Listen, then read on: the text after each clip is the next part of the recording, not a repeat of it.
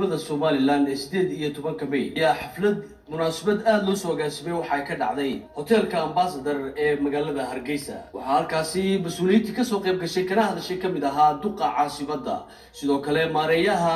hay'adda duulista hawada iyo madaarada ee Somaliland agaasimaha guud ee wasaaradda warfaafinta dhaqanka iyo wacyigelinta badhasaab ku-xigeenka gobolka Maroodijeex iyo mas'uuliyiin kale waxa weey mar walba inay midnimadeenu ka sii wanaagsanaato intii hore oo iska sii jeclaano aad baa u mahadsantii shacbigayga wanaagsan madaxweynaha jamhuuriyadda Soomaaliland wuxuu soo go'aamiyay awaltii madaxtooyada lagu dhigi jiray in xaafadaha maadaama uu jiro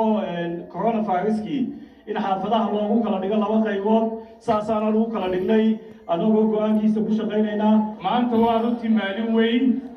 waa maalin taariikhiya sida la sheegay waa maalintii aynu la soo noqonay dawladnimadeena dawladnimada shacbiga reer Somaliland ay maanta haystaan waxay ku jirtaa hal qodob oo kow ah dawladaha adduunyada ka jira mid walba waxbay ku jirtaa dawladnimada Somaliland waxay ku jirtaa nafurnimada iyo adkaysiga iyo wadaniyada shacbiga reer Somaliland waa maalin taariikhiya waa maanta reer Somaliland boqolkiiba 5 waa dad badan dhalinyaro waa dadkii barbaaray ay isodogii Somaliland madaxweynadeeda ay qaadatay waa dad ama garanaya dadkii dhibaatadii waxyaabihii loo soo sheekeeyey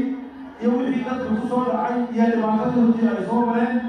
waa dad garanaya halgankii iyo marxaladihii iyo dhibaatooyinkii shacabka dowladihiisa bare iyo kalistadiisa waxay u geysteen oo ay ku tashadeen in dalkan hore looga socdo wixii hore la soo maray aan dib loo eegin wixii dhibaatadii iyo runtii wixii la inoo geystayna intaynu isku ilowno qarankeena jamhuuriyadda Somaliland si wada jira iyo midnimo ah runtii aynu u wada wadno oo aynu u wada higsano waa doorashadii ugu horeysay ee golayaal deegaan iyo baarlamaan aynu wada galno marka dadka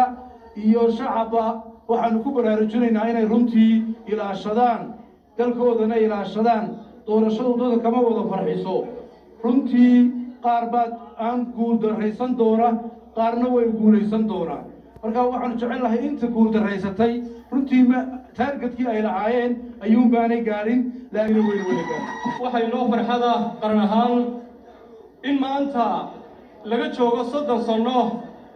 maalintii lagu dhawaaqay dib u soo noqoshada qarannimadii jamhuuriyadda Somaliland ee inaga dhuntay 1960kii qaranka Somaliland